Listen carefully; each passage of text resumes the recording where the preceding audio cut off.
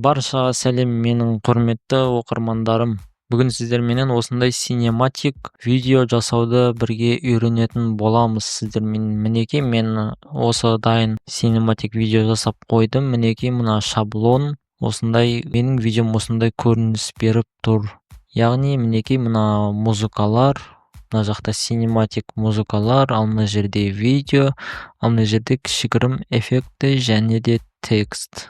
Ал енді сіздерге бұны нөлден бастап жасауды үйрететін боламын. Біз ол үшін мына таймлайн бөліміне мына жақтағы видеоларымызды салып алатын боламыз. Мен мысалы мына жерде жер планетасының видеосын салған болатынмын. Мінекей осылай жер планетасының видеосын салдым. Кейін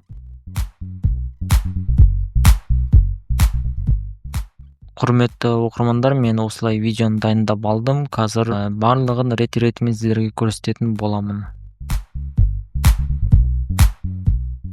Мінекей бізде видеомыз дайын. Мен мына видеоны көрсеңіздер, мінекей 3 минут 40 секунд дейді. Яғни бұл осылай видеоны дәл осылай қоя салсаңыздар, сіздерде дәл алдыңғыдай синематик видео шықпайтын болады. Яғни біздің бүгінгі тақырып саунд дизайн жайлы болады. Ал енді осы видеоны біз тез түсеміз үшін біз бұл видеоны қырқып алатын боламыз. Яғни мына жерде біз алмасты таңдап аламыз. Яғни V кнопкасын басамын, N кнопкасын бассам, осындай таңдау. Мына жерде сіздер өздеріңіздің пайдаланып жатқан инструментті клавиш арқылы тез өзгертсеңіздер болады. Мен мысалы алмасты аламын. Егер қаласам, осылай алмаспенен кесемін және мынаны таңдап алу үшін қайтадан выбратты басып, таңдап, удалить етіп жүремін. Ал сіздер осыны тез істеу үшін алдыңғы сабақта көрсеткендей горячий клавиш, яғни жылдам клавиштер сіздерге видеомонтаж жасауда өте үлкен пайдасын тигізетін болады. Сіздер осы клавишке қарап, мына инструменттерге қарап, осы жақта қайсы клавиш тұрғанын осылай өздеріңіз үстінен алып барып, осылай көріп алсаңыздар болады. Мен мысалы мына видеоны удалить ететін болсам, менде удалить кнопкасы M кнопкасында тұр. Яғни M кнопкасы удалить етеді, N кнопкасы таңдайды, V кнопкасы кеседі. Яғни мінекей V, N, M, мінекей M. Яғни сіздерге түсінікті болды деп ойлаймын. Дәл осылай бұлай видеоны қиып шығатын боламыз.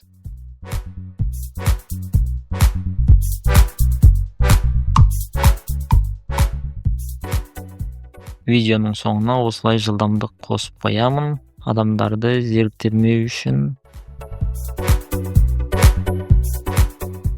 Мінекей біз таймлайнында істеп алдық. Бұл бар жоғы 54 секунд болады деген сөз. Мен телеграм каналға мынау синематик музыканың папкасын тастап қоятын боламын.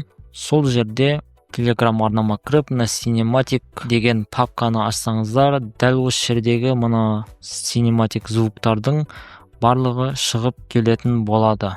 Сіздерге барлығы түсінікті болды деп ойлаймын. Енді дәл осы музыкаларды видеоға осылайша біз қойып шығатын боламыз.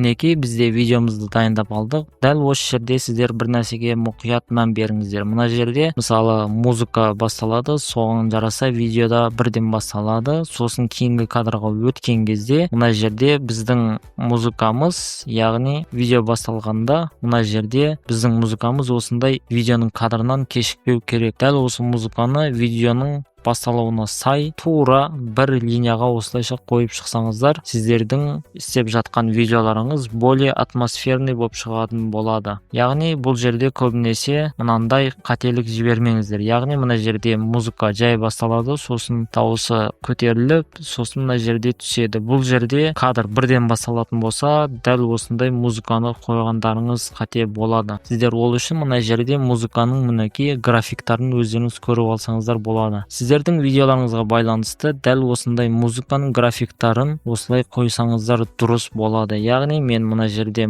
музыканы осылайша керек жерін дәл осы жердің өзінен ақ материалдар бөлімінен осы жерден осылайша кесіп алсам болады. Яғни мінекей екінші кадр басталған кезде осылай кадрды осылай өздеріңіз білетіндей мына кнопка арқылы осылай жақындатып аламыз, немесе үстінен басып тұрсақ дәл осы жерде клавиштер тұрады екен. Бізде клавиштерді бассақ осылайша біз тез видеомонтаж жасайтын боламыз. Яғни мына жерде мінекей кадр басталған кезде музыкада бірден басталады. Дәл сол сияқты сіздерге осылайша өздеріңіз видеоларыңызға музыканы осылай қойып шықсаңыздар болады.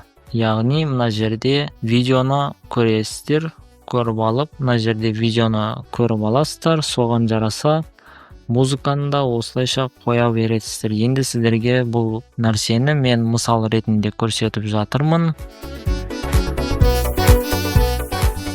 Біздің видео басталады, сол жерде музыкамыз да осылайша басталады деген сөз. Яғни мына жерде көріп тұрғандарыңыздай мен звукты алып осылай қойдым видеоға, бірақ бұл жерде кішігірім қателік кетті. Мен сол үшін мына инструменттерді пайдалану арқылы кадрды жақындатып аламын, және музыка біздің видеомызға тура келді ма келмеді ма соны осылай кадрды жақындатып тексеріп алсам болады. Мінекей мына жерде кадр басталып кетті, мінекей 1 фут кетті, содан кейін барып біздің музыкамыз басталды. Сол үшін біз осы музыканы тура кадрменен тұспа-тұс қойып шығатын боламыз.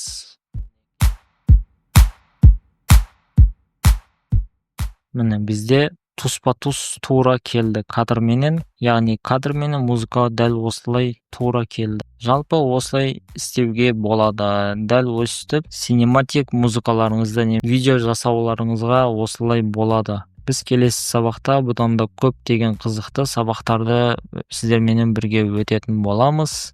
Енді дәл осы жерде кішігірім бір лайфхак көрсетіп кетейін. Мына шашылып жатқан файлдардың барлығын бір линияға салу үшін біз Ctrl-A нүктесін басамыз, және мына жерден Alt-J деген кнопка бар екен. Сборник клип осыменен бір таймлинияға осылай видеомызды жайғастырып алатын боламыз. Бұл жайлы да біз келесіде сабақтар істейтін боламыз. Яғни бұл сборник клип, яғни бір композицияға видеоны жинау деген сөз болатын болады. Сол жайлы сіздерменен алдыңғы сабақтарда видео істейтін боламыз. Ал ендеше сау сәлемет аман болыңыздар. Келесі видеоларда кездескенше.